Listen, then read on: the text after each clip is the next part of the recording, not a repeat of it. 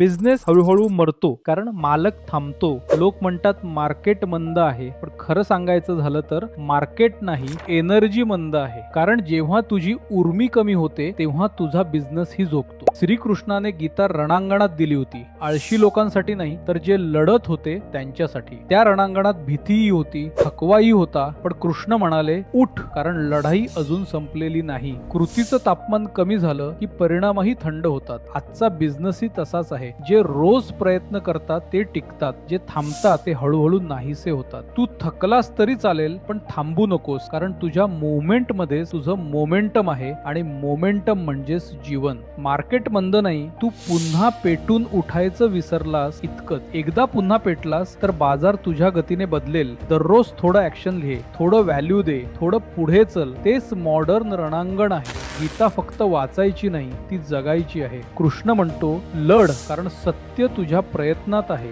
फळाचं नाही पण लढ्याचं हक्क ठेव, कारण बिझनेस जिवंत असतो तोपर्यंत जोपर्यंत मालक थांबत नाही.